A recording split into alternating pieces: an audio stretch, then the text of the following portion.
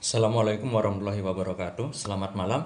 Perkenalkan kami dari kelompok 6 dengan topik mengenai SSL atau TLS Certificate pada web server. Punya kita dah beres nih.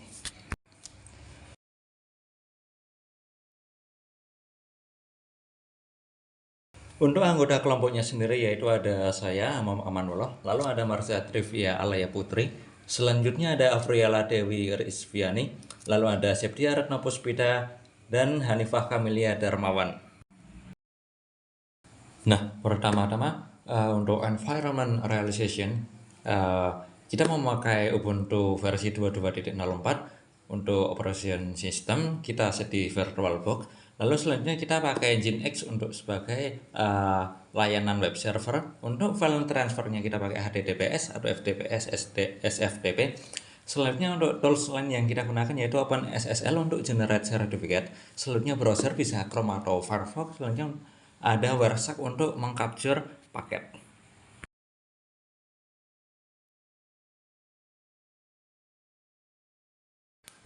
Lalu berikut adalah beberapa tahapan yaitu yang pertama instalasi Nginx web server. Selanjutnya kita set DNS lokal dan DNS server. Lalu kita akan install dan generate SSL. Setelah kita melakukan install dan generate SSL, kita akan generate file HTML dan melakukan konfigurasi dan restart Nginx. Selanjutnya kita bisa mengakses web server yang telah kita set tadi. Oke, selanjutnya adalah web server dan Nginx. Untuk web server sendiri, web server adalah perangkat keras komputer atau perangkat lunak yang digunakan untuk menyimpan, mengelola, dan mengirimkan konten situs web seperti file HTML, gambar, dan video ke perangkat pengguna melalui jaringan internet ketika diminta oleh pengguna itu sendiri. Selain itu, Nginx adalah salah satu web server yang bersifat open source, yang mana artinya kita dapat secara bebas melakukan modifikasi source code dan dapat mendistribusikannya kembali. Nah, software ini atau Nginx ini bersifat multifungsi dan dapat membuat website semakin canggih serta dapat lebih cepat diakses. Nginx sendiri juga dapat bekerja pada hampir semua sistem operasi. Next. Ini adalah tampilan, dari web server Nginx yang sudah berhasil kita buat.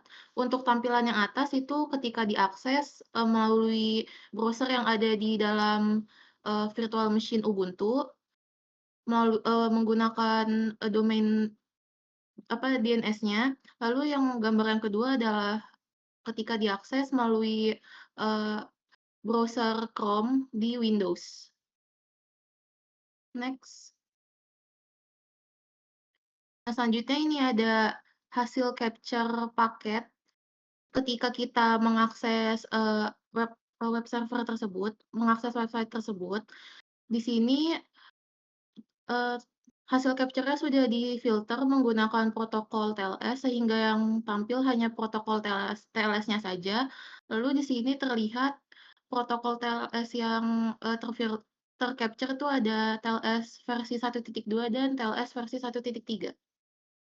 Next. Baik, selanjutnya adalah cara menangkap paket. Yang pertama itu adalah pilih interface. Jadi ketika kita buka Wireshark, kita tuh bakal disediain beberapa interface. Kita itu harus memilih interface yang digunakan. Lalu yang kedua itu ada mulai capture. Ketika sudah masuk dalam interface yang dipilih, lalu kita akan mulai filtering di protokol tugas ini. Yang kita akan filter adalah TLS. Jadi kita nanti enter TLS-nya dulu. Habis itu setelah semua data TLS-nya tercapture, kita akan stop capture. Jadi nanti ketika stop capture hasilnya akan seperti yang sebelumnya. Ini adalah hasil dari stop capture dari TLS-nya. Lalu yang terakhir adalah simpan file. Gunakan menu file lalu ke save as untuk menyimpan file. Selanjutnya adalah analisis konten paket. Kita akan melihat ke slide sebelumnya. Ini yang pertama ada time. Ini menunjukkan waktu saat paket sampai.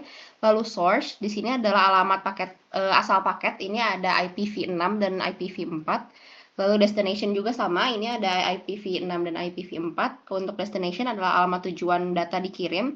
Lalu protokol. Protokol di sini kita ada TLS version 1.2 dan 1.3. 1.3 ini yang sudah di-upgrade dari 1.2.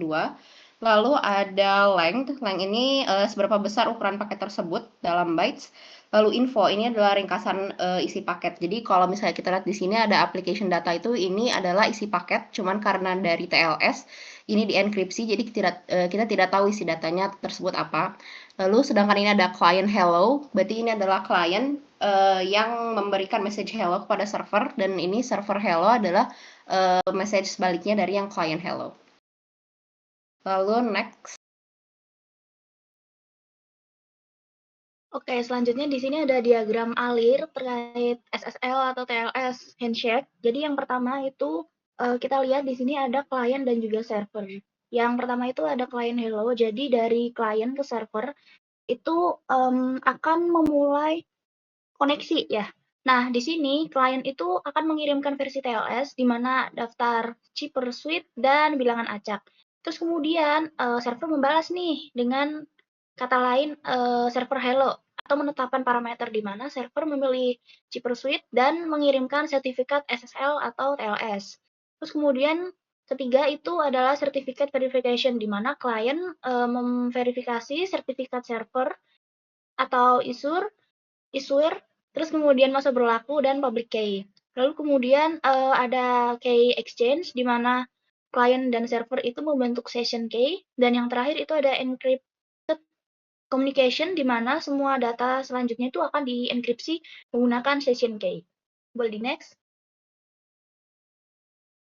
Oke, terkait analisis protokol berdasarkan packet capture atau paket yang udah kita dapetin, di mana yang pertama itu ada analisis enkripsi data. Nah, setelah proses handshake selesai, jadi seluruh paket itu ditandai sebagai application data. Terus kemudian konten paket itu tidak dapat dibaca dalam bentuk plain text. Hal ini tuh bisa dibuktikan bahwa yang pertama data telah dienkripsi, terus kemudian yang kedua protokol TLS itu melindungi kerahasiaan informasi, di mana ini tuh sesuai dengan tujuan utama SSL TLS yaitu confidentiality, oke? Terus kemudian yang kedua itu ada analisis sertifikat dan autentikasi, di mana adanya tahap server hello dan sertifikat. Dan sertifikat itu digunakan sebelum komunikasi terenkripsi itu dimulai. Dan yang terakhir atau yang ketiga itu analisis kinerja atau overhead TLS, di mana terdapat tambahan paket pada fase handshake, di mana waktu handshake itu kurang dari 1 detik berdasarkan column time yang udah ada tadi.